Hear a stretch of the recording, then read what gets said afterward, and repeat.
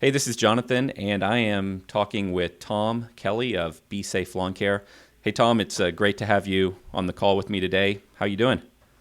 I'm doing great, Jonathan. Thanks for having me today. I'm looking forward to talking to you. No, great. I'm glad you were able to make this work. This is a topic that I personally care about quite a bit. It's something I've thought about for many years, and so I think for many companies out there that maybe aren't addressing organics yet, I think this is still on their mind, and they're wondering if they can avoid it forever or if it's something they need to make as part of their strategy. So I'd like to have you tell us a little bit about you, but in talking to you in the past, you've got a really, really exciting story. You built one heck of a company up in the Northeast, and I understand you sold that, and now you're on to an even bigger challenge, building a really interesting business. So if you would, can you tell me, I know your story, but if you would tell us a little bit about what you've done and kind of where you're going and kind of set this up for us, if you would.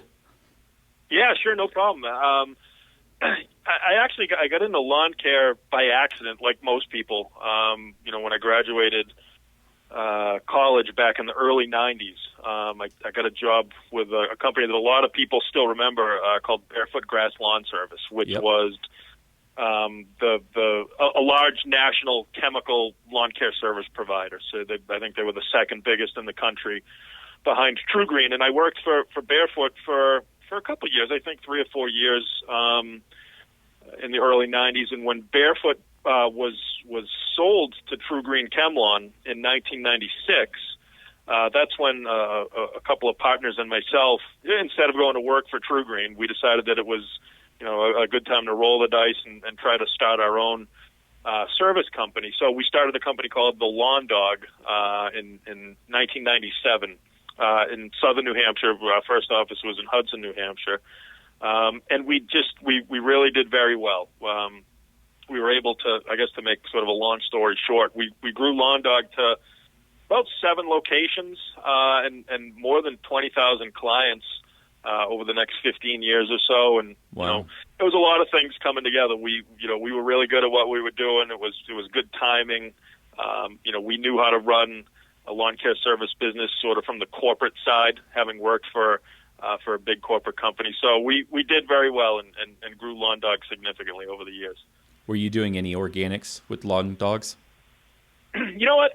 A little bit, to be honest with you, Jonathan. Not major. We focused on it as much as anybody else, because there would be an occasional request for it, or and back then this was, the organic sort of movement, I guess you could call it, wasn't quite as big, although it had started to gain momentum. So when somebody requested an organic program, we did what most companies do, and we just wouldn't spray weeds. We'd apply regular straight fertilizer and let the weeds grow and keep our fingers crossed on insects. And that was our organic program. Okay. A little bit, and we messed around with a lot of people remember a company called Harmony, which made a chicken manure fertilizer. Yeah.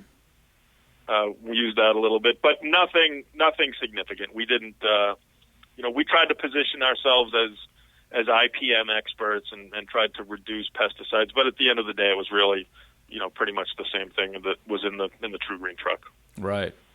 So from talking to you in the past, you really were compelled to go a different direction and go after the organic market, or learn and prove that organics work. Is that right?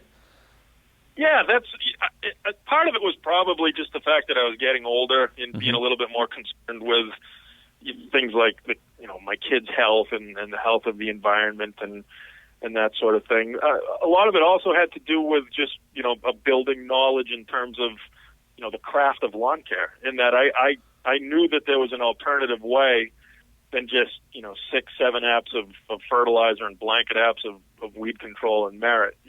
When I started to really figure out that turf could reach its genetic potential, if the soil was healthy, and I started to read a lot and just kind of focus my energies on that kind of thing. That whereas if the soil was biologically active and healthy and not sterilized from the overuse of a lot of chemicals, grass, would kind of do pretty well on its own. It would be resistant to a lot of issues like insects, and the thicker the grass, the fewer the weeds, and all those regular cultural practices that we talk about all the time.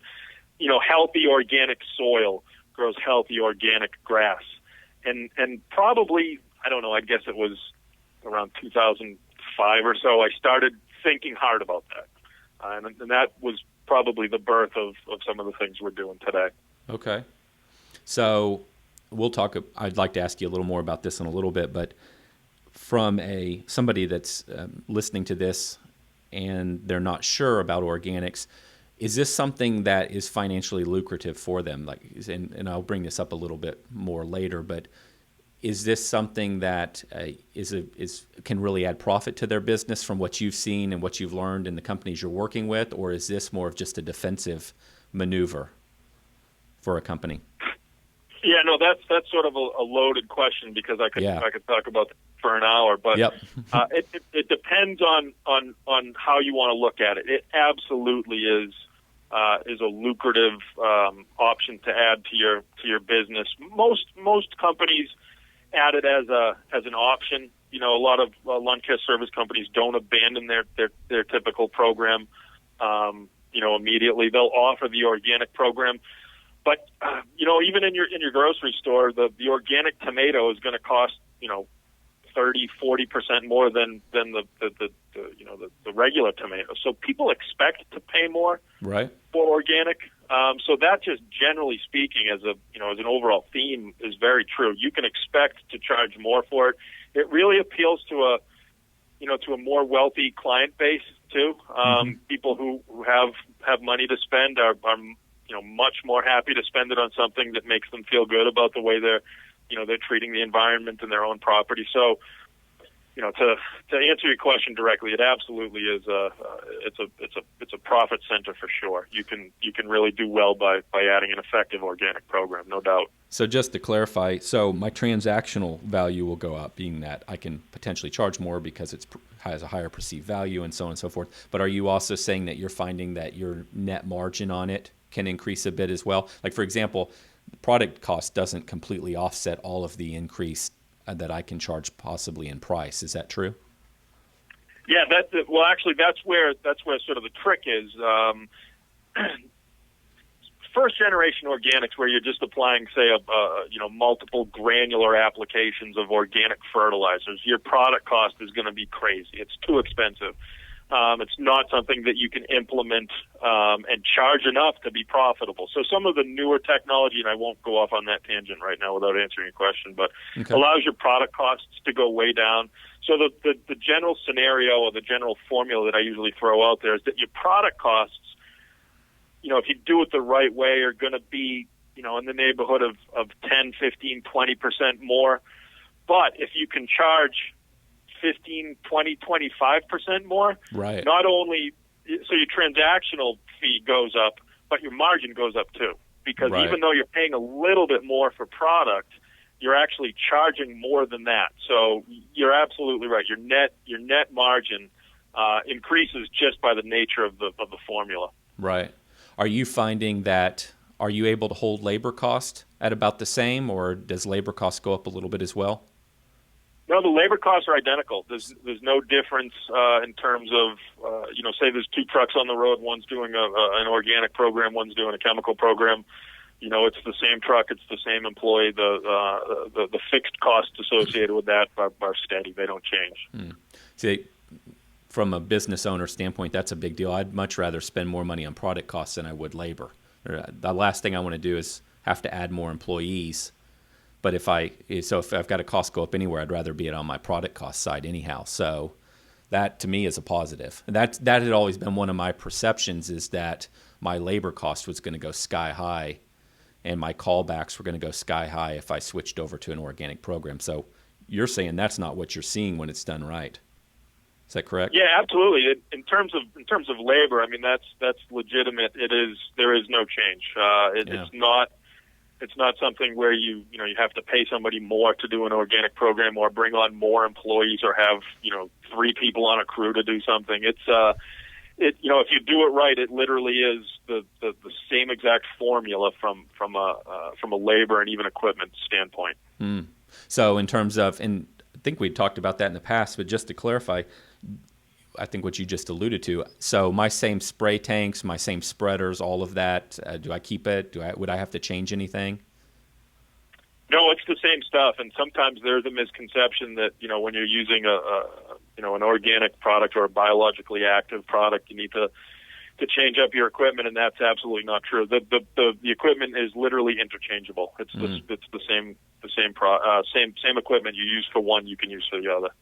That's a big deal. What about training? So if you take your technicians you have now, or so if I took mine or another company, they take theirs, any challenges training them or retraining them? How big of a deal is that? Yeah, that's a good question too, because sometimes, in our want to overcomplicate things, and sometimes we do that in the lawn care business. We like to make things complicated. Yep. They don't always have to be. I agree. You're gonna have the same set of problems. It's not a different set of problems or a new set of problems. When a customer calls to complain that they've got weeds, it doesn't change when you offer an organic program. The customer remains the same. Perhaps there's a little bit more leeway and the customer is a little bit more understanding, but overall, the challenges from a customer service standpoint remain exactly the same. So in terms of training, you really always want your technicians to be knowledgeable to begin with. And one of my goals over the years is to kind of elevate the perception of the employee in our industry as being an intelligent, thoughtful professional. And again, whether you're out there pushing chemical fertilizer or spraying organic fertilizer, your customers are going to ask the same questions in terms of cultural practices and how to care for turf. I would say that there is a little bit more training in terms of, or I'd always like to see a company train a little bit more aggressively with the understanding of soil biology and just general agronomics. But it's different. It's a different approach. It's a little bit more complicated, when we start talking about strains of bacteria and fungi and those kind of things, as opposed to just, NP and K. It's a little bit advanced, but I guess to answer your initial question, it's not something that you have to send somebody to Cornell for 2 years to get a degree to do. Well, it wouldn't scare me off anyway, because I think in this industry, like you said, most guys overcomplicate it, but the one massive difference maker is service and educating the client and being knowledgeable. So I think any dollar invested in building up your team and teaching them at a higher level than your competitors only makes you better anyhow. So I see that as a positive anyway. Yeah, you're so right with that. Anytime you can find a way to make your employees more articulate with what you're doing in terms of service and customer service and everything else, it's only going to benefit your entire company. So it's probably a good thing if we go and say, hey, you need to be a little smarter, a little bit, more trained to do this. It's definitely going to benefit your entire business. Right. So kind of switching back to what we were talking about in the beginning. So one of the things I think about in my business is there's a couple of things. Obviously you want to squeeze more margin out of the business. You want to position yourself different than the market. You don't want to be able to be perceived like everyone else. And then as the business gets big, and my belief is as you grow a company, in the beginning you're just trying to survive and you're trying to make profit. But then as you become bigger, you really start to take more of a defensive mindset and you say, okay, I've built this asset that I own and I need to protect this. And a lot of guys then get right on insurance and they get right on all the other little things they weren't doing, workers' comp. And so I've thought about organics not only from how can I differentiate myself in the market, how can I make more money out of my company, but also from a protect me looking 10 years out in the future, a defensive strategy. And through Service Autopilot, we've been fortunate to work with a lot of clients, actually a number of clients internationally, but quite a number of clients in Canada. And so I've learned things that I wasn't aware of just simply having a business here in the U.S. about what I believe where things are going. So if you look at Canada, their laws and regulations are completely different. So with all that being said, my question is, what do you think the future is here with organics? And then obviously you fully believe in it. So why is it that we really need to be very serious about moving our companies in this direction from maybe a defensive strategy?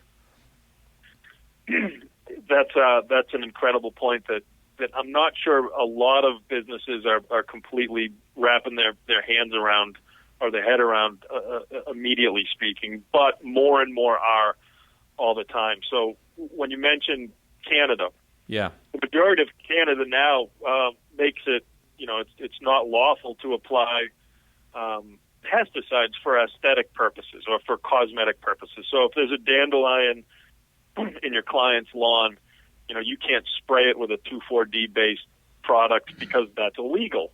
And Right. and because the dandelion is a matter of aesthetics or cosmetics where it's subjective.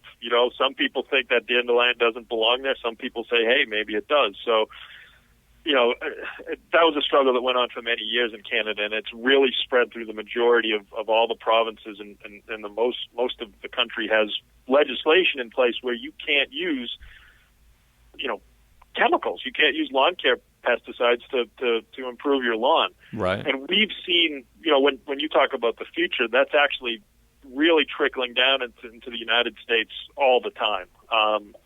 Just in terms of legislation, there are multiple states that have implemented similar strategies, although not quite as severe. Take New York State, for example, which is a big deal. They have a bill called the Child Safe Playing Field Act, Right. which makes it illegal to apply pesticides on school property and in daycare centers, generally where children congregate. So what happens from that standpoint is that and we get calls like this a lot, is when a mom in New York State finds out that there's no weed control being used on the field at the school because the government has decided that it's probably harmful to a child's health, she immediately calls into question what's going on in her own backyard, and whether it's her or her husband or whoever's in charge of taking care of the lawn, you start to ask questions. And those, as a parent too, these are legitimate questions. I'm not a scientist, but, people who are much smarter than I am have determined that it's not a good idea to have the kids playing in the turf where the weeds were sprayed. I'm going to translate that to my property. So New York State's one. Connecticut has a very similar bill. There's lots of counties and towns all over, whether it's the Northeast or the Midwest, and that's really begun to move south. So when you ask about the future as it kind of pertains to what's happened in Canada, it's time to figure it out, because that's really happening literally as we speak. That's what I'm learning. It's interesting. I'm in Texas, and we have regulations here. We have it's called TDA here, Texas Department of Agriculture. So through Service Autopilot, again, we've got clients everywhere in the U.S., and it's interesting some of the rules and laws in New Jersey, they're completely different than what we even deal here with in Texas. But my theory is we'll eventually see those same things in Texas, and I think that'd be true of any state. So, interesting question. So I don't know if it's New Jersey or which exact states have these rules, but in some cases you have to notify neighbors in surrounding areas when you're going to apply a treatment to a property. Are those kinds of things do you still have to do that when you're using an organic program? Does using a true organic program get you or save you any effort in a sense in terms of notifications? And is there anything kind of on the side benefit that comes from it in terms of labor savings, internally saving the team time? New Jersey is an interesting sort of case study, because they not only have proposed pesticide legislation, but now they have fertilizer legislation, and that's an entirely different scenario that we could spend tons of time on too. But the use of chemical nitrogen, phosphorus, and how that applies to pollution and groundwater and all that, we haven't even talked about that yet. But the one state where there is a pre-notification law, and that's New York State. And is it New York? Okay. Yeah, it's been in effect for quite a while. In fact, we dealt with it at Lawn Dog back in the day. And this is one of those, it's kind of hard to deal with, but if you're going to run a respectful and lawful business, you need to follow the letter of the law all the time. What that law states is that anytime you're going to do a liquid application of an EPA-registered control product, you have to notify in writing all abutting neighbors within and I don't remember exactly how many days or what the specifics are now. It's been a while, but you need to notify in writing all abutting neighbors, and not just physically abutting, within, X feet of your property line, that you're doing a liquid application. So, New York has taken that, to the next level. That's kind of a big deal. Operationally, that's a pain in the neck. That is. That's not easy to comply with. Generally speaking, with organics, you're not going to be using a lot of those, EPA registered control products. It's something, that you just don't, have in your arsenal. It's very different. Right. So the big one that probably the one I've thought about, and probably a lot of people think about, is obviously, is it affordable? We've kind of talked about that. Can you make money at it? The one I've always worried about is I don't want to jeopardize losing one of my clients because I've switched over to a true full organic program and I'm getting slower results. And then they're dissatisfied and they look at their neighbor's property next door and they say, hey, his looks great and green and he got real quick results. What do you, and then they start to think we're incapable, essentially. So the results is a big one. I think myself and a lot of people are concerned about that. What have you learned? What are you seeing? Because you are really, this isn't theory. You're doing this. So what are you seeing in the real world in the way of results? And what would be the expectation if I implemented something like an organic program in my company, a true organic program? Again, great question. And what's going on now is a little bit different than, I think I mentioned, what I call first generation organics. The organics that we're doing now are very different than that first generation or old fashioned type organics. It's a completely different, line of products and just philosophy. So in the past, typically you need to tell your customer, hey, look, there's going to be a couple year transition period here where we're going to start using natural fertilizers, and we're going to start working on soil biology, but it takes a long time. It happens over the course of a few years, and in a touchy feely sort of way, that's great. And if everybody had patience to wait a couple of years to have a nice lawn, we'd all switch to organic right away. But that doesn't account for the customer that gets mad at you for a patch of clover or for a dandelion or when the color isn't perfect. And that's the reality of it, I think, is that, you always have to, it's great to implement an organic program, but if you're not considering your business, then you're probably setting yourself up to fail. You have to meet your customers' expectations.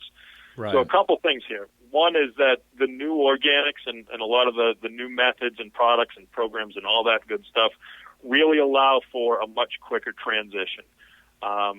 You don't have to tell your customer that you have to wait 2 or 3 years, for the lawn and soil to catch up with itself, and to wean itself off of chemicals. That's not necessarily the case anymore. But I think more importantly, and again, this is a business thing, as opposed to an advocacy thing. If you've got a customer who is telling you that if you don't go out there and spray that dandelion or kill that clover or whatever, if they're telling you they're going to cancel your service unless you do that, in my opinion, you want to take care of the customer.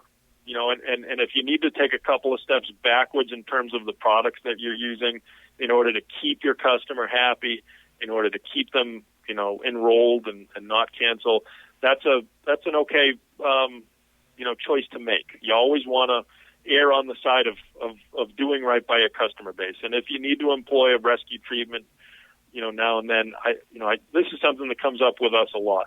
And I don't want people to think that it's all or nothing. That would be a perfect world again, and we don't live in a perfect world. We want to reduce the amount of pesticides that we use. We want to reduce the amount of chemical inputs that we use. And it might be unrealistic to think that you can snap your fingers and they're all going to go away. If a customer is asking to be transitioned, listen to your customer. You always want to do what's right for your customer base. I like that approach a lot. So my takeaway on that is it makes organics doable. Whereas if you can't, you can't ever go the alternative route in a sense, in an emergency situation, you might stay away from organics completely. Whereas with your approach, which I buy into, I like that, then you can, from a business standpoint, you really don't have the risk of moving yourself in the direction of organics because you got a backup plan for the client that just won't put up with a slow solution or a slower, and even slow solution is probably the wrong word from talking to you because in talking, I get the feeling that in many cases, I mean, you still see nice, quick results, but in a scenario where there's just some trouble area that you've got to resolve fast, that's when you say, worst case, go the old way. Am I hearing you correctly? Yeah, you are, and Okay. and there's undoubtedly you can transition along, but we've got a couple of case studies where we've got lawns literally right next to each other, without a property divider, where it's really the same. It's the same stand of turf where there's one home, say number 7 is here, and number 9 right next door, where they're basically sharing the same front yard. Right. And one company's, one home is employing chemical lawn care methods, and the other is using an organic program, and you can't tell the difference. So, Yeah. I mean, literally, you can transition a lawn without having to go a long period of time, but you have to bend the rules. Even the most conservative advocates for reducing and eliminating pesticides are going to allow a rescue treatment as long as it's sensible. As long as it's the last resort. If you're just trying to save a customer, and the alternative would be that customer can cancel and then maybe go back to 15 applications of blanket weed control again. So it's okay to Right. take a step backwards to take 2 steps forward. So That's a good point. There's definitely room.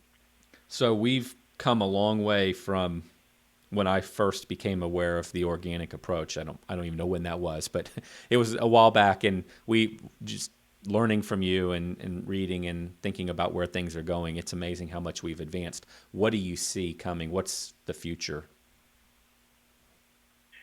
I think we have advanced a long way in just a short period of time too. And I'll go back to that first generation organics again. It's not the same anymore. I think we've probably arrived at a best case scenario in terms of there's always going to be product development. There's always going to be a better way. But I think the science in terms of organic turf care is legitimate now. It's not speculation. It's not, maybe if I do this, this will happen. There's plenty of research. There's lots of good books written. There's lots of, there's results now. There's testing. I think we are at a place where the future is, actually there's a gentleman I talk to all the time who's well versed in this kind of philosophy, and his take is, we use organic products and methods to care for grass, not necessarily because of our fear that the chemicals are bad, but because it's the best way to make grass look nice, agronomically speaking. So we're there now. I'm very confident in saying that the industry and the consumer base as a whole will likely. It's happening. They're transitioning now. It's going to continue to transition. I don't think it'll be too long before it's probably the norm. That's great.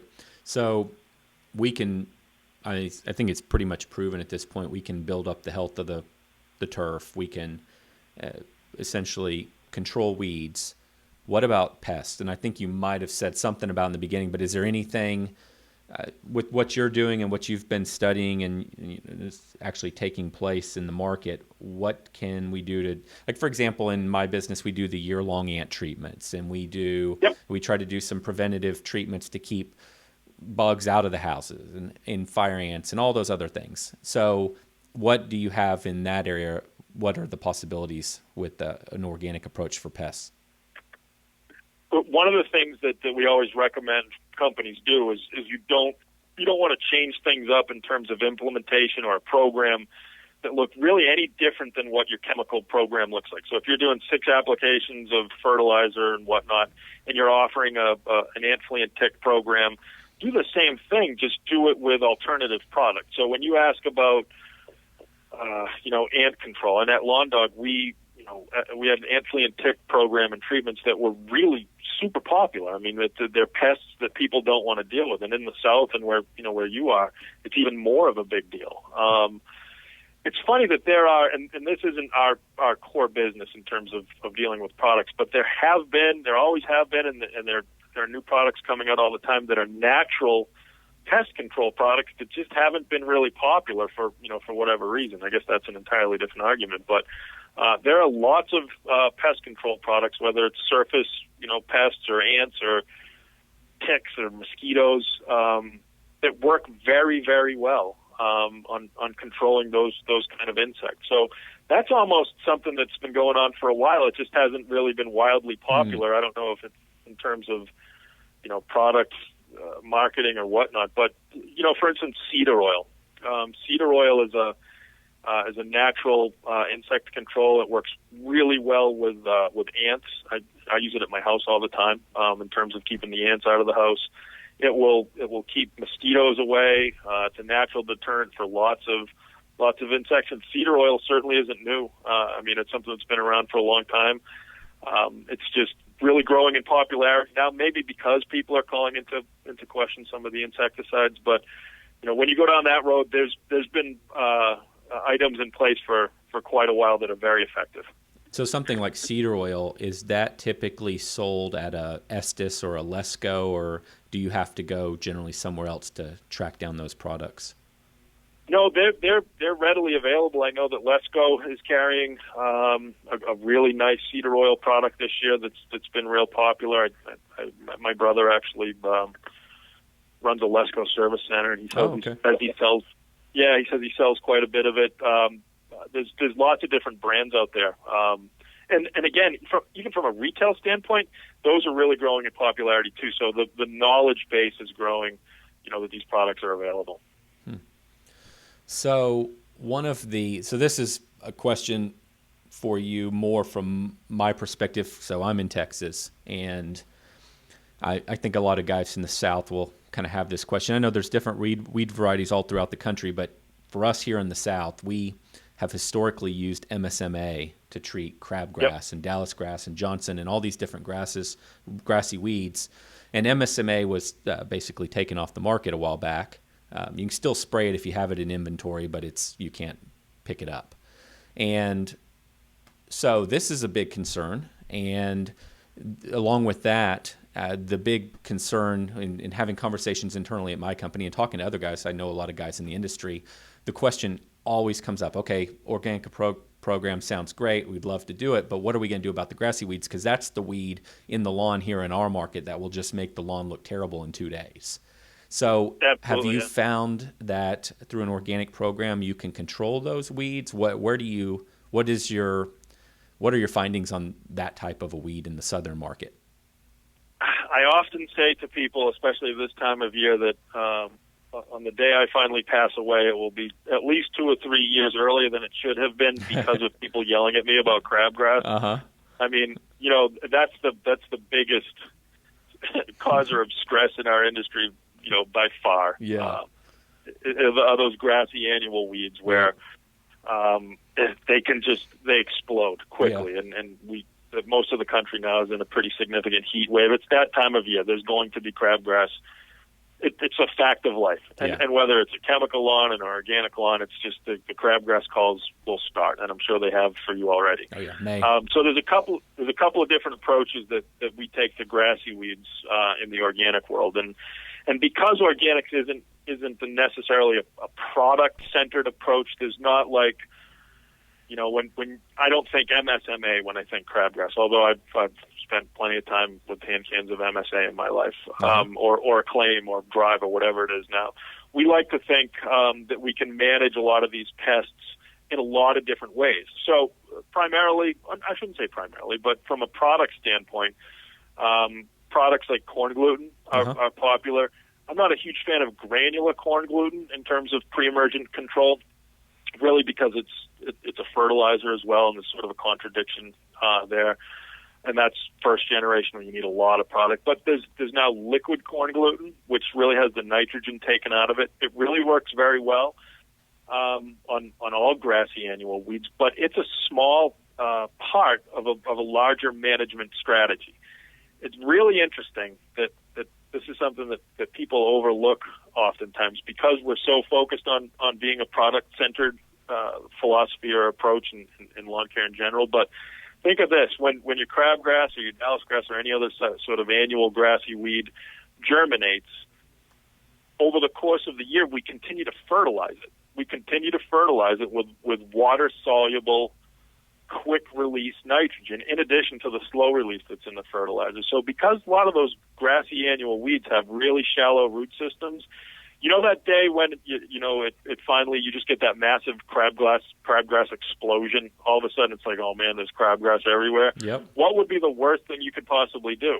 Probably add more fertilizer because it just perpetuates it. Right. So with organics, one of the things that you do is you're not applying large amounts of water-soluble, in most cases, urea. There's no water-soluble, quick-release source of nitrogen. We try to find nitrogen in other places through soil biology, through nitrogen fixing, and through bacteria and cultural practices like returning clippings, all those kind of general things. We don't apply lots of nitrogen. That's the key. That's the goal. So you'll have that breakthrough, and whether it's a chemical lawn or an organic lawn, it's always going to happen.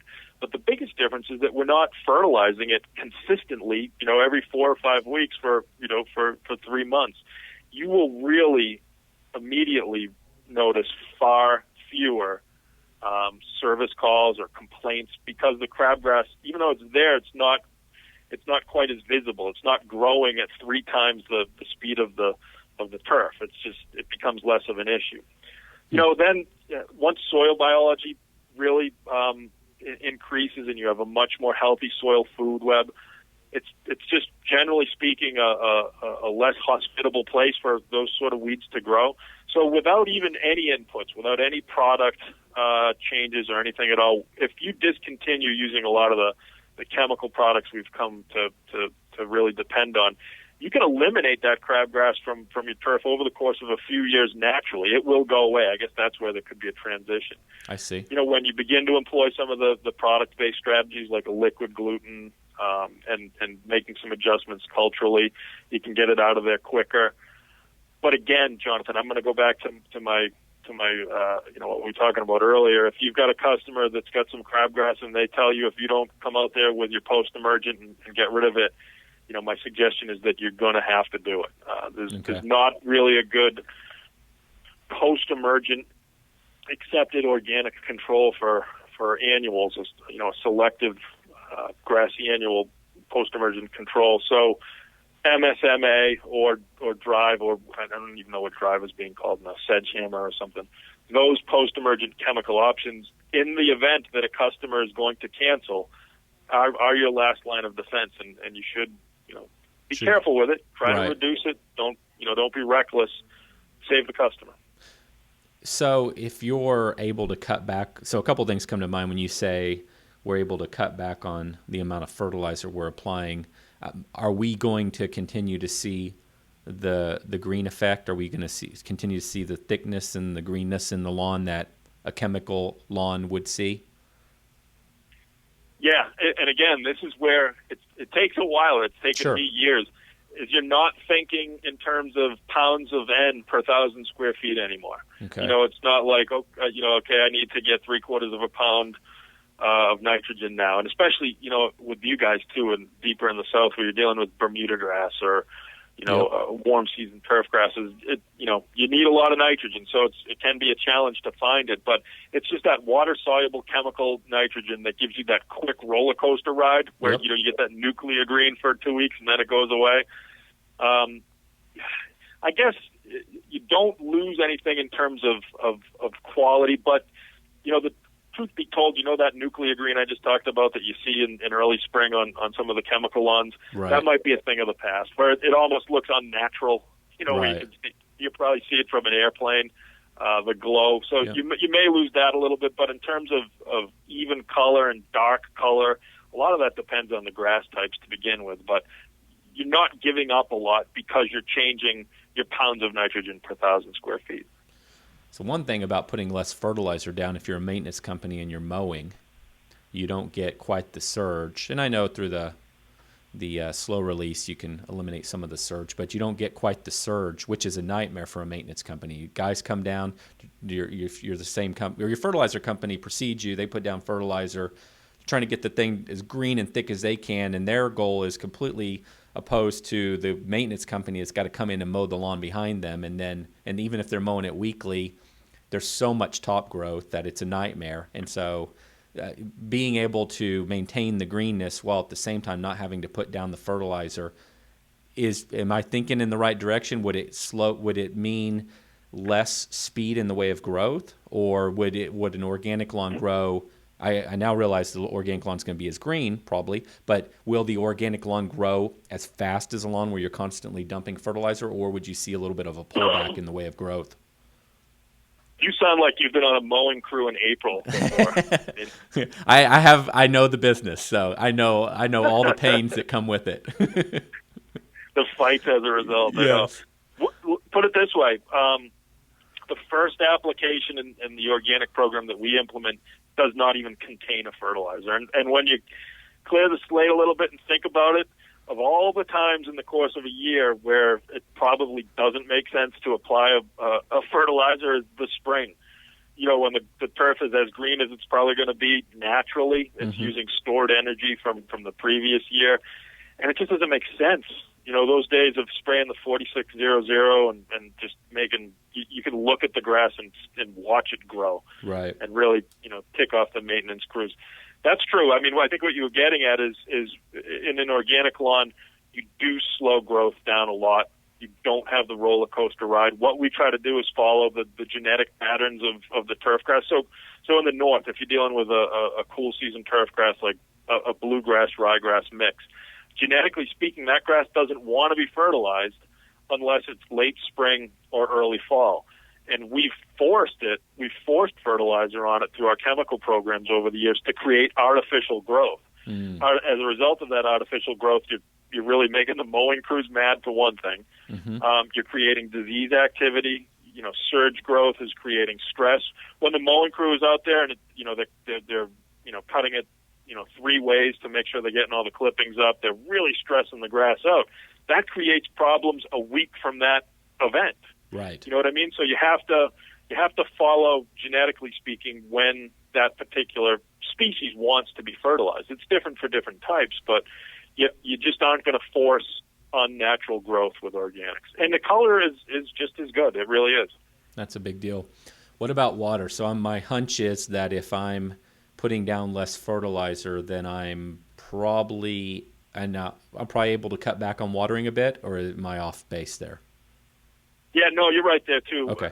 The funny thing is that, and again, this is sort of a geographical issue, but I think most turf professionals would agree that we cause more issues as a result of overwatering than underwatering. I mean, it's weird how people don't understand how to use an irrigation system. Right.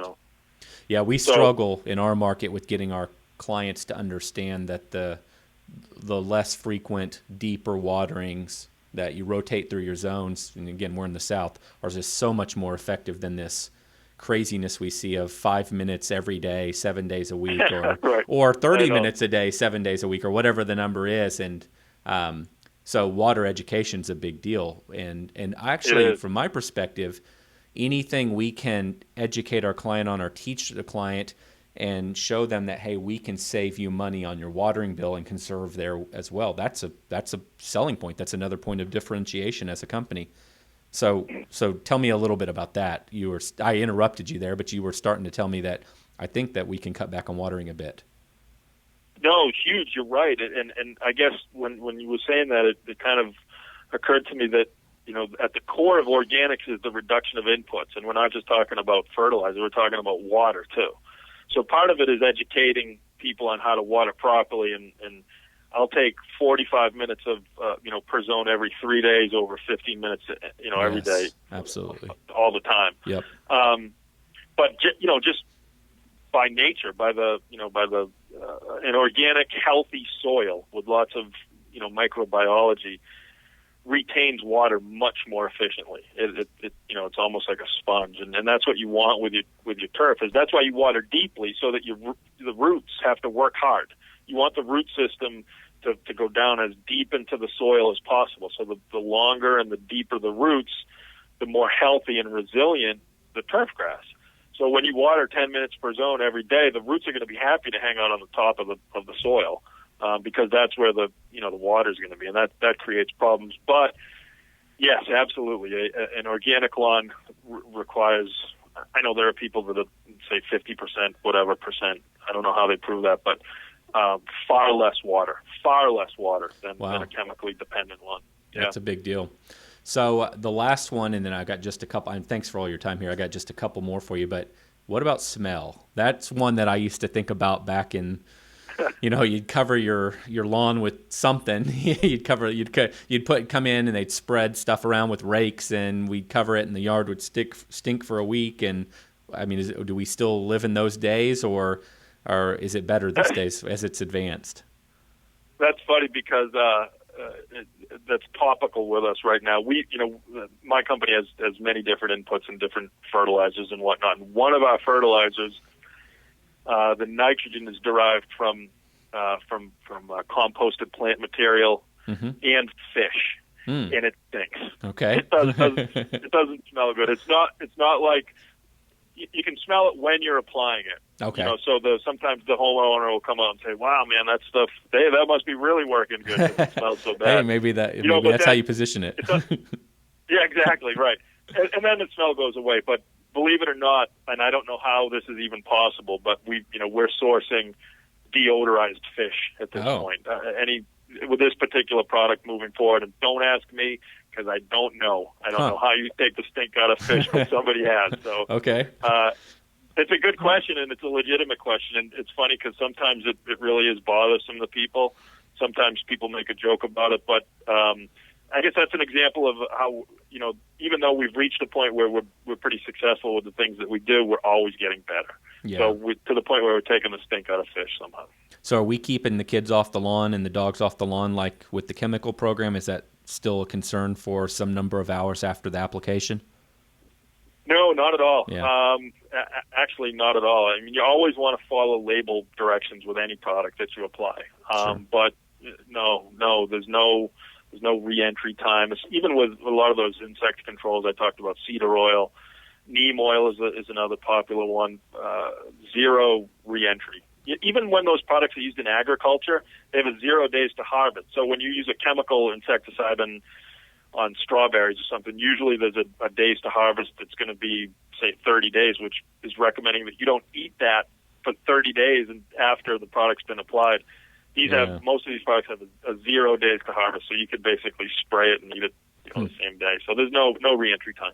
See, that's interesting to me. Back to your analogy earlier of the playground, the kid goes home and they have weeds, and mom finds out that, they have some weeds because they don't want to potentially put down those harmful chemicals. Kind of the same thing every time you leave a card on the door for your client and say, hey, whatever you do, don't let your kid touch this grass for 24 hours. It's got to kind of make you wonder as a parent, why is that exactly? So it's that's another nice thing about not having to being able to keep that off of your literature and with door hangers and such. Isn't that one of those weird things that in today's day and age, when we're like freaking out about almost everything, that we still are accepting of the fact that you put a big skull and crossbones sign on your front lawn and you don't think twice about it? Yeah, no, I mean, we've been seeing it for so long, we're, I guess, becoming numb to it. I don't know. Yeah, so, I think more and more people are taking note, but it is interesting that, it's an issue, there's no doubt, and that became way more apparent to me when I had to think about my own kids running around out there. So yeah, absolutely. So tell me how I would learn more about. So I'm a business owner in the business, and I want to make this transition. How do I start educating myself? How do I if I know nothing about organics, and it's kind of overwhelming, honestly, because there's for most of the guys in the chemical side, they've never done a soil test in their life. They were they're just putting stuff down. Now maybe I need to do a soil test. I mean, there's new things I've got to learn, and I'm already busy running my business. How do I accomplish the task of starting to learn about this and educate myself about it to see if it's something that, whether I make the transition starting this year or in 2 years, how do I start that process of education? Well, one of the things that my company in particular does is we simplify it for people, because I think what you just said is really true. It can be totally overwhelming, and just with the growing popularity of everything that we're talking about right now, there are lots of products out there. There are lots of choices, and it's like you have to relearn everything you thought you knew, before is now all different. So of the 1,000 products that you could be faced with, what do you apply in spring, and what am I going to do? What's the right winterizer? And then if you want to start talking about, strains of bacillus and soil biology, and it's overwhelming. It Right. totally is overwhelming. So, what my company, Natural Technologies and Be Safe Lawns, did is we simplified it, and we built an approach that kind of takes a lot of the guesswork out of it for lawn and landscape companies, where we say, okay, this is what you want to do now, and this is what you want to do next.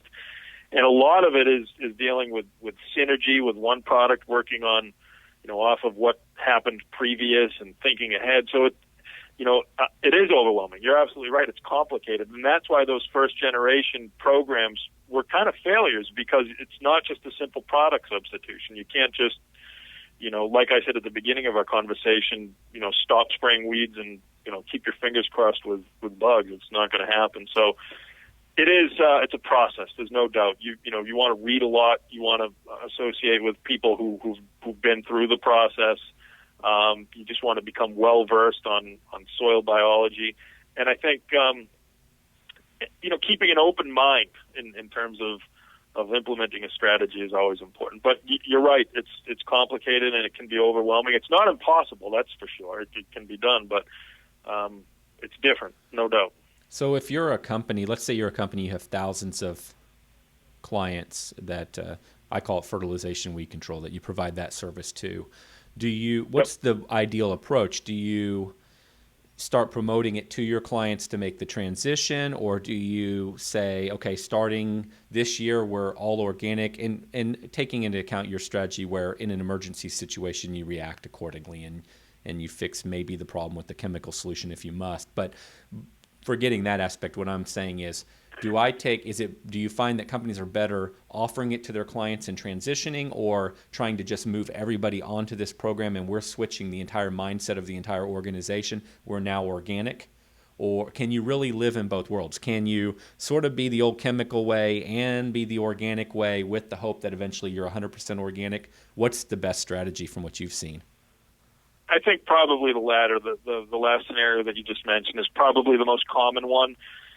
If you were to announce, if you're a lawn care service company, and I think you said, say you have 2,000 clients that you've been treating, and you've worked hard to build a good relationship with them, and we talked about how important customer service and trust is.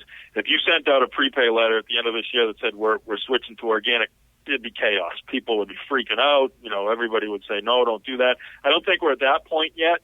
I wish we were, and right. I think inevitably we will be.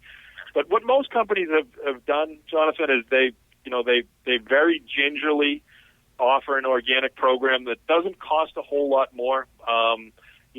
They ask or offer the conversion process from their chemical customers to move over to their organic side. They continue to market efficiently to new customers to either side. So I guess you can live in both worlds, and most people we talk to kind of understand that eventually their organic side will be bigger than their chemical side, just generally speaking, with the way we all deal with.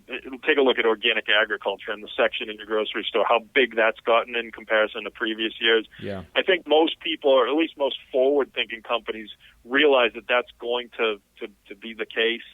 They just are a little bit skeptical about forcing it. And right. that, we focused on running your business a few times in this talk, and that's important. You can't ignore that. There's a fear of failure. There's always going to be customers who say, no, give me, if you're spraying this much, I want you to spray twice as much.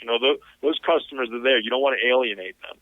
Right. You also don't want to call into question what you've done for an awful long time. If you start saying, hey, we're doing it this way because this stuff is bad, you might have customers saying, well, why didn't you tell me that 5 years ago? So it's definitely it's an approach that you need to take intelligently. You don't want to jump the gun. You don't want to, go nuts. You want to make sure that you're doing everything, premeditated. But to answer your question, most companies that we deal with are gradually switching to organic and currently giving their customers the choice, and seeing their organic division grow, a lot.